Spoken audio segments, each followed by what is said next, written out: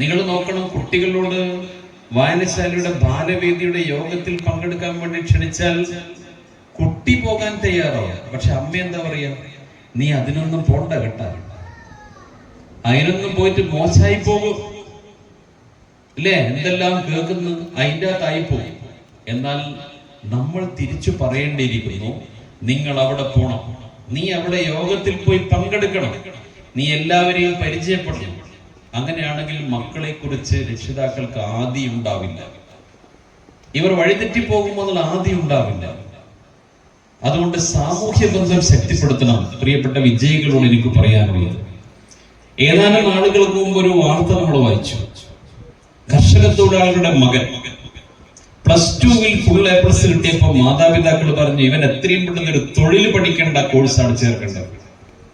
അവര് കഷ്ടപ്പെട്ട് മകനെ പോളിടെക്നിക്കിൽ ചേർക്കാനാണ് തീരുമാനിച്ചത്. പോളിടെക്നിക്കിൽ പ്രവേശനം കിട്ടി. വീട്ടിൽ നിന്ന് 57 കിലോമീറ്റർ അകലെയാണ് പോളിടെക്നിക്. അപ്പൊ മാതാപിതാക്കൾ ഒരുമിച്ച് മകനെ ചേർക്കാൻ വേണ്ടി പോയപ്പോ പ്രിൻസിപ്പൾ പറഞ്ഞു, 57 കിലോമീറ്റർ എല്ലാ ദിവസവും രാവിലെയും വൈകുന്നേരവും ഇവൻ പോളിടെക്നിക്കിൽ വരാനും പോകാനും ഉപയോഗിച്ചാൽ പിന്നെ എവിടെ നിന്നാണ് ഇവന് പഠിക്കാനുള്ള സമയം? അപ്പോ മാതാപിതാക്കൾ പറഞ്ഞു, മറ്റെന്ത് ചെയ്യും? പ്രിൻസിപ്പൾ പറഞ്ഞു, ഒരു ഹോസ്റ്റൽ ഇവിടെയുണ്ട്, അതിന് ഇത്ര ഫീസ് കൊടുക്കണം. അവർക്ക് പ്രയാസങ്ങൾ ഉണ്ടായിരുന്നെങ്കിലും മാതാപിതാക്കൾ പറഞ്ഞു, ശരി, എങ്ങനെയെങ്കിലും ഹോസ്റ്റൽ ഫീസും കൊടുത്ത് ഇവനെ ഹോസ്റ്റലിൽ പഠിപ്പിക്കാം. 3 വർഷക്കാലമാണ് കോഴ്സ് കഴിയാൻ വേണ്ടത്. അങ്ങനെ ഹോസ്റ്റലിൽ ചേർത്ത് മകൻ പഠിച്ച് പോളിടെക്നിക്കിൽ ഡിപ്ലോമയുമായി വരുന്ന മകനെ കുറിച്ചുള്ള ചിന്തകളിൽ മാതാപിതാക്കൾ ഇരിക്കുമ്പോൾ അവസാന വർഷത്തെ പരീക്ഷയ്ക്ക് കുറച്ചു നാൾ മുമ്പാണ് പോലീസും എക്സൈസും ചേർന്ന് ഹോസ്റ്റൽ റെയ്ഡ് നടത്തി 3-ാം വർഷ പോളിടെക്നിക് ഡിപ്ലോമ വിദ്യാർത്ഥിയെ 2 കിലോഗ്രാം 1 കിലോഗ്രാം 1.70 1 കിലോഗ്രാമും 70 ഗ്രാമും കഞ്ചാവ് സഹിതം പിടികൂടിയത് നമ്മുടെ കേരളത്തിലെ കളമശ്ശേരി ഗവൺമെന്റ് പോളിടെക്നിക് കോളേജിൽ നിന്നുള്ള. സമൂഹത്തെ കുറിച്ച് പേടിയുണ്ട്. അപ്പൊ താൻ ചെയ്യുന്നത് എന്തെന്ന് താൻ തന്നെ അറിയില്ലെന്ന് യേശു പറഞ്ഞതുപോലെ കുട്ടികൾ അങ്ങനെയാണ് വളരുന്നത്. അവരെ നേർവഴിയിലേക്ക് നയിക്കാൻ നമുക്ക് സാധിക്കേണ്ടതുണ്ട്. അതുകൊണ്ട് സാമൂഹ്യ ബന്ധം ശക്തിപ്പെടുത്താനുള്ള വേദിയായിട്ട് ഈ പരിപാടി ഞാൻ കാണുകയാണ്. പിന്നെ വിദ്യാഭ്യാസത്തെ കുറിച്ച് പറയും. ഇവിടെ കുറെ അധികം ഉപഹാരങ്ങളുണ്ട്. ഞങ്ങളൊക്കെ പഠിക്കുമ്പോൾ 10ാം ക്ലാസ്സിന്റെ റിസൾട്ട് വന്നാൽ എല്ലാ പത്രത്തിലും 1 മുതൽ 15 വരെ റാങ്ക് നേടിയ കുട്ടികളുടെ ഫോട്ടോ ഉണ്ടാകും. ഞങ്ങൾ പഠിക്കുമ്പോൾ 10ാം ക്ലാസ്സിൽ 600-ലാണ് ആകെ മാർക്ക്. 600-ൽ 450 മാർക്ക് കിട്ടിയാൽ ഡിസ്റ്റിങ്ഷൻ, 360 മാർക്ക് കിട്ടിയാൽ ഫസ്റ്റ് ക്ലാസ്. റാങ്ക് കിട്ടണമെങ്കിൽ 570-ന് മുകളിൽ മാർക്ക് കിട്ടണം. അങ്ങനെ 1 മുതൽ 15 വരെ റാങ്ക് നേടിയ കുട്ടികളുടെ ഫോട്ടോ പത്രത്തിൽ അച്ചടിച്ചു വരുമായിരുന്നു. വിദ്യാഭ്യാസ രീതിയിൽ മാറ്റമുണ്ടായി. ഇവിടെ ഞാൻ ശശിഭാഷോട് ചോദിച്ചു, നിങ്ങൾ ഫുൾ A+കാരെ മാത്രമാണോ അനുമോദിക്കുന്നത്? അപ്പൊ ശശിഭാഷോട് ഒരിക്കലുമല്ല, ഞങ്ങൾ വിജയിച്ച എല്ലാ കുട്ടികളെയും അനുമോദിക്കുകയാണ്. ഒരു 20 വർഷം മുമ്പ് ഇങ്ങനെ ആയിരുന്നില്ല. വിദ്യാഭ്യാസ മേഖലയിലെ പാഠ്യപദ്ധതിയിലും വലിയ പ്രശ്നം ഉണ്ടായിരുന്നു, പഠന രീതിയിൽ മാറ്റം ഉണ്ടായിരുന്നു, പരീക്ഷയിലും പ്രശ്നം ഉണ്ടായിരുന്നു. ഏത് കുട്ടികളാണ് നമ്മൾ അനുമോദിക്കുക? എഴുത്തു പരീക്ഷയാണ് ഉണ്ടായിരുന്നത്. ക്ലാസ്സിൽ പരീക്ഷയ്ക്ക് 50 മാർക്കാണ് എല്ലാ വിഷയത്തിലും. 50-ൽ 50 കിട്ടിയ കുട്ടി ഏറ്റവും മികച്ച കുട്ടി അല്ലേ? 50-ൽ 0 മാർക്ക് കിട്ടിയവനെ എന്തായിരിക്കും വിശേഷിപ്പിച്ചിട്ടുണ്ടോ ക്ലാസ്സിലെ ടീച്ചർ? അന്നത്തെ കാലത്ത് ഞങ്ങളൊക്കെ പഠിക്കുമ്പോഴാണെങ്കിൽ മാർക്ക് കുറഞ്ഞാലെല്ലാം വല്ലാതെ അപഹസിച്ച അധ്യാപകർ, നിനക്കൊന്നും വേറെ പണിയില്ല, നീ എന്തിനാണ് ഇങ്ങോട്ടേക്ക് വരുന്നത് എന്നാണ് പറഞ്ഞിരുന്നത്. ഇന്നിപ്പോ ക്ലാസ് മുറിക്കകത്ത് നല്ല കുട്ടി മോശം കുട്ടി എന്നിട്ട് രണ്ടും പഠന രീതിയിൽ ഉണ്ടായ പ്രശ്നം കാരണമാണ് ചില കുട്ടികൾ പിറകിലോട്ടായി പോയത്. അങ്ങനെ പിറകിലോട്ടായി പോയ കുട്ടിയെ മോശം കുട്ടി എന്ന് വിശേഷിപ്പിക്കുന്ന കാലം ഉണ്ടായിരുന്നു. അങ്ങനെ വിശേഷിപ്പിക്കാൻ പാടില്ലെന്നാണ് വിദ്യാഭ്യാസ പണ്ഡിതന്മാർ പറഞ്ഞത്. കാരണം ഒരു മനുഷ്യന്റെ മസ്തിഷ്കത്തിന്റെ പൂർണ്ണമായ വളർച്ച ഉണ്ടാകുന്നത് 20ാമത്തെ വയസ്സിലാണ്. ആ 20 വയസ്സുവരെ മസ്തിഷ്കത്തിന്റെ വളർച്ചയിൽ ഉണ്ടാകുന്ന ഏറ്റക്കുറച്ചിൽ കുട്ടിയുടെ ബുദ്ധിശക്തിയെ സ്വാധീനിക്കും. 20ാമത്തെ വയസ്സാകുമ്പോഴത്തേക്ക് എല്ലാവരും ഏതാണ്ട് ഈക്വലാണ് ബുദ്ധിശക്തിയുടെ കാര്യത്തിൽ. അതുവരെ വ്യത്യസ്തതകളുണ്ട്. ഇപ്പൊ ക്ലാസ് മുറിയിൽ നോക്കിയാൽ ശശിമാഷ് പഠിപ്പിക്കുമ്പോ ബ്ലാക്ക് ബോർഡിനകത്ത് ശശിമാഷ് കണക്കിന്റെ ചോദ്യം എഴുതി ഉടനെ തന്നെ ഉത്തരം പറയുന്ന കുട്ടികളുണ്ടാവും, ഇല്ലേ? നിങ്ങളുടെ വിദ്യാഭ്യാസ കാലഘട്ടം ആലോചിച്ച് നോക്കുന്നു. ഇതൊക്കെ കണ്ടപ്പോ കുറച്ച് ചിരിച്ചു. 10ാം ക്ലാസ്സിലെ റിസൾട്ട് വന്നു. റിസൾട്ട് വന്നപ്പോ 50ൽ 0 അരക്കൊല്ല പരീക്ഷയ്ക്ക് കിട്ടിയ ബഷീർ വിജയിക്കോ? ഒരിക്കലും വിജയിക്കാൻ സാധ്യതയില്ല. ബഷീർ തോറ്റു 10ാം ക്ലാസ്സിൽ. ആ കാലത്ത് 10ാം ക്ലാസ് തോറ്റ പിന്നെ അതിന്റെ അപ്പുറത്തേക്കുള്ള പഠനത്തെ കുറിച്ചൊന്നും മാതാപിതാക്കൾ ചിന്തിക്കൂല. ഇനി നീ സ്കൂൾ പോണ്ട, ഇന്ത്യ ആയിന്, നീ എന്തെങ്കിലും പണിയെടുത്തു എന്ന് പറയും, ഇല്ലേ? അങ്ങനെയാണ് അയച്ചിരുന്നത്. അപ്പൊ ബഷീർ 10ാം ക്ലാസ് കഴിഞ്ഞപ്പോ ഉപ്പ പറഞ്ഞു, മീൻ വിൽക്കൽ തന്നെയാണ് എന്റെ തൊഴിൽ, നീയും ഏതെങ്കിലും ലൈനിൽ മീനും കൊണ്ടുപോയി.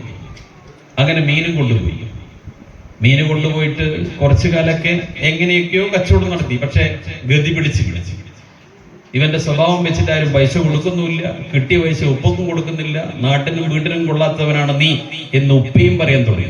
ഇംഗ്ലീഷ് 10ാം ക്ലാസ് തോറ്റപ്പോ ടീച്ചർ പറഞ്ഞതിന് പുറത്ത് ഉപ്പാന്റെ ചീത്തയും കേട്ടപ്പോ ഇവൻ വിചാരിച്ചു എന്തെങ്കിലും പണിയെടുത്തിട്ട് ജീവിക്കണം, രക്ഷപ്പെടണം. അപ്പൊ സുഹൃത്തുക്കൾ പറഞ്ഞു, കുറച്ച് സ്വർണ്ണ ഉമ്മാന്റെ ഉണ്ട് വെച്ചിട്ട് നീ ഗൾഫിലേക്ക് പോകണം. നേരെ ഗൾഫിലേക്കാ പോയത്. 10 കൊല്ലക്കാലം ഗൾഫിൽ ചെലവഴിച്ചു. നമ്മൾ രമേശ് മാഷ് എന്ത് ചെയ്തു? 10ാം ക്ലാസ് കഴിഞ്ഞ് പ്രീ ഡിഗ്രി കഴിഞ്ഞ് മൊകേരി കോളേജിൽ ഡിഗ്രി എടുത്ത് അതിനുശേഷം BEd എടുത്ത് മേമുണ്ട ഹയർ സെക്കൻഡറി സ്കൂൾ അധ്യാപകനുമായി. അപ്പൊ രമേശ് മാഷ് സ്കൂൾ പഠിപ്പിക്കാനും പോയി, ബഷീർ ഗൾഫിലേക്കും പോയി. ഇംഗ്ലീഷിൽ 0 മാർക്കാണ് ബഷീറിന്. 50ൽ 50 ആയിരുന്നു രമേശ് മാഷക്ക്. 10 കൊല്ലത്തിന് ശേഷം നാട്ടിലേക്ക് വന്ന് ഒരു ദിവസം കൊയിലാണ്ടി ബസ് സ്റ്റാൻഡിൽ നിൽക്കുമ്പോ ദൂരെ രമേശ് മാഷ് നിൽക്കുന്നു. ഗൾഫിൽ നിന്ന് ബഷീർ വന്നു. കൊയിലാണ്ടി ബസ് സ്റ്റാൻഡിൽ നിൽക്കുമ്പോഴാണ് ദൂരെ രമേശിനെ കാണുന്നത്. 10 കൊല്ലം കൊണ്ട് ഒരാൾക്ക് രൂപത്തിന് മാറ്റമൊന്നും വരില്ലല്ലോ. അതുകൊണ്ട് വളരെ ദൂരെ തന്നെ രമേശിനെ കണ്ടു. നേരെ അടുത്തേക്ക് പോയി. ബഷീർ ഫുൾ ഇംഗ്ലീഷിലാണ് സംസാരിച്ചത്. ആരോട്? രമേശിനോട്. രമേശ് മാഷ് പറഞ്ഞത്, ബഷീർ ഇംഗ്ലീഷിൽ സംസാരിക്കുമ്പോൾ അതിന് ഇംഗ്ലീഷിൽ മറുപടി പറയാൻ എനിക്ക് കഴിഞ്ഞില്ലെന്നാണ്. അപ്പൊ ഇംഗ്ലീഷ് വഴങ്ങാത്ത ഭാഷയായിരുന്നു ബഷീറിന്. യഥാർത്ഥത്തിൽ ഇംഗ്ലീഷ് വഴങ്ങുന്ന ഭാഷയാണ്, വശത്താക്കാൻ അല്പം പ്രയാസം ഉണ്ടായിരുന്നു. ആ പ്രയാസം എന്താണെന്ന് കൃത്യമായി ചോദിച്ച് അധിക പരിശീലനം നൽകാനുള്ള പദ്ധതികൾ അന്നത്തെ പഠന രീതിക്കുണ്ടായിരുന്നില്ല. അതുകൊണ്ട് എഴുത്തു പരീക്ഷയാണ് പ്രധാനം. അതിൽ മാർക്ക് കിട്ടിയെങ്കിൽ ജയിച്ചു, അല്ലെങ്കിൽ തോറ്റു. തോറ്റതിന്റെ കാരണത്തെ കുറിച്ച് ചിന്തിച്ചില്ല.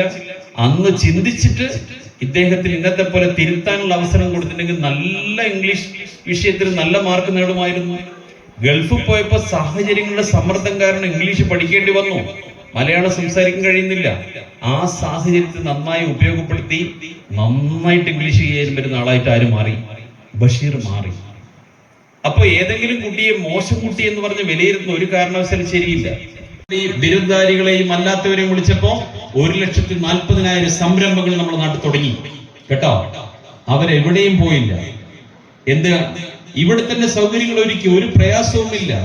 പഞ്ചായത്തുകൾ ഇന്റേൺമാരെ നിശ്ചയിച്ച് നിങ്ങൾക്ക് വേണ്ട എല്ലാ സഹായവും അവർ തരുന്നു.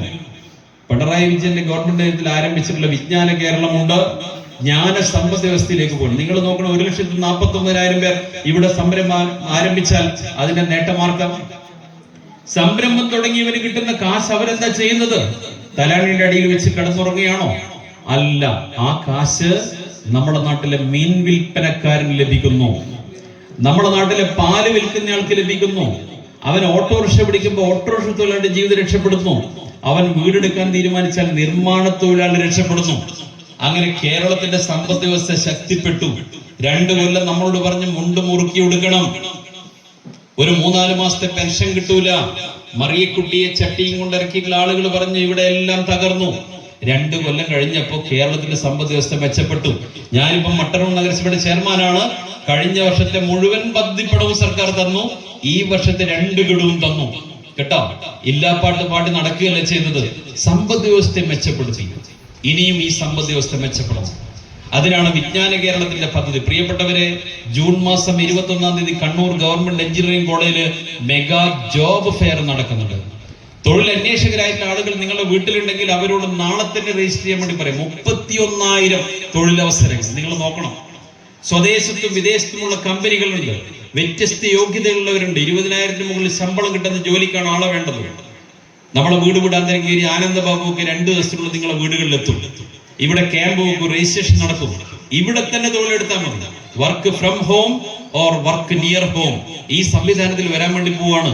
അതുകൊണ്ട് പഠിച്ച നിങ്ങൾക്ക് ഒരിക്കലും നിങ്ങളുടെ ഭാവി അപകടത്തിലാവുകയില്ല. നിങ്ങളെ രക്ഷിക്കാൻ കേരള ഗവൺമെന്റ് ഉണ്ട്. പ്രിയപ്പെട്ട വിദ്യാർത്ഥികളോട് ഒരു കാര്യം കൂടി ഞാൻ പറഞ്ഞ് അവസാനിപ്പിക്കുകയാണ്. പ്രിയപ്പെട്ടവരെ, നിങ്ങളെ മികവിന്റെ പാതയിലേക്ക് നയിക്കാൻ നിങ്ങളെ മാതാപിതാക്കൾ എത്രമാത്രം കഷ്ടപ്പെടുന്നുണ്ട് അത് നിങ്ങൾ ഓർക്കേണ്ടതുണ്ട്. നമ്മൾ ഏതെങ്കിലും നിലയിലെത്തിയാൽ മാതാപിതാക്കൾ മറന്നു പോകാൻ പാടില്ല. അതുകൂടി നിങ്ങളോട് പറയുകയാണ്. നമ്മൾ മികച്ച അറിവ് നേടുന്നു, മികച്ച മത്സര പരീക്ഷയിൽ മികച്ച വിജയം നേടുന്നു, നിങ്ങൾക്ക് മികച്ച ജോലി ലഭിക്കുന്നു, മികച്ച ശമ്പളം ലഭിക്കുന്നു. ഈ ശമ്പളം ആർക്ക് വേണ്ടി ഉപയോഗപ്പെടുത്തണം? തന്നെ പോറ്റു വലുതാക്കിയ മാതാപിതാക്കൾക്ക്, തനിക്ക് അംഗീകാരം നൽകിയ വായനശാലയുടെ പ്രവർത്തനങ്ങൾക്ക്, ഈ നാട്ടിലെ പാവപ്പെട്ടവരെ സഹായിക്കാൻ ഒക്കെ നിങ്ങളുടെ മനസ്സുണ്ടാവണം. അല്ലാതെ തന്റെ കാര്യം മാത്രം നോക്കി ജീവിക്കുന്ന പുതിയ കാലഘട്ടത്തിന്റെ ആളുകളായിട്ട് നിങ്ങൾ ഒരിക്കലും മാറരുത് എന്ന് അറിയിച്ചുകൊണ്ട് എല്ലാ വിദ്യാർത്ഥികൾക്കും ഹൃദയം നിറഞ്ഞ അഭിനന്ദനങ്ങൾ. ഇനിയും നേട്ടങ്ങൾ നിങ്ങൾ നേടണം. ആ നേട്ടങ്ങളെല്ലാം അംഗീകരിക്കാൻ ഇവിടെ ഒരു പൊതുജന വായനശാലയുണ്ട്. ഓരോ ചെറിയ നേട്ടത്തെയും അംഗീകരിക്കാനുള്ള നല്ല മനസ്സുള്ള വായനശാല പ്രവർത്തകരെയും ഹൃദയം നിറഞ്ഞ് അഭിനന്ദിച്ചുകൊണ്ട് ഈ പരിപാടി ഉദ്ഘാടനം ചെയ്ത് അറിയിച്ച് ഞാൻ അവസാനിപ്പിച്ചു.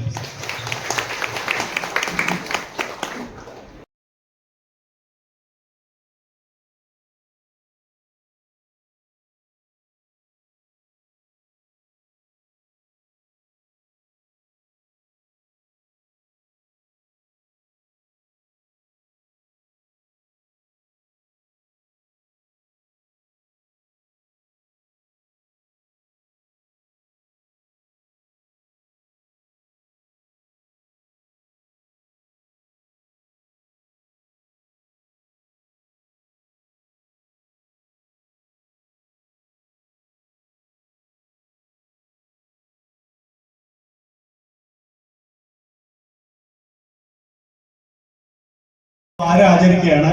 അതിലേക്ക് നമുക്ക് ഇപ്പോൾ തന്നെ വായിച്ചു തുടങ്ങാം. എല്ലാ കുട്ടികളെ കൊണ്ട് രക്ഷിതാക്കൾ പുസ്തകം എടുപ്പിക്കണം. ശ്രീ അനിൽകുമാർ, നന്ദി.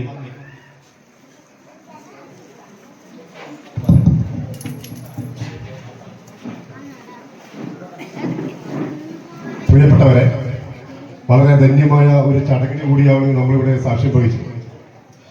നമ്മുടെ നാട്ടിലെ കുട്ടികൾ മറ്റ് പ്രദേശങ്ങളെ കുട്ടികളിൽ നിന്ന് വിജയം കരസ്ഥമാക്കി ഇപ്രാവശ്യത്തെ +2 ഫുൾ A+ നേടിക്കൊണ്ട് നവനീതും നമ്മുടെ നാടിന്റെ അഭിമാനമായി മാറിക്കൊണ്ടിരിക്കുന്നു. മാത്രമല്ല SLC പരീക്ഷയിൽ 3 കുട്ടികളാണ് ഇവിടെ ഫുൾ A+ നേടിയത്. ആ 3 കുട്ടികളെയും പറ്റി പറയുമ്പോൾ അതുപോലെ തന്നെ ദേവിക 9 A+, 1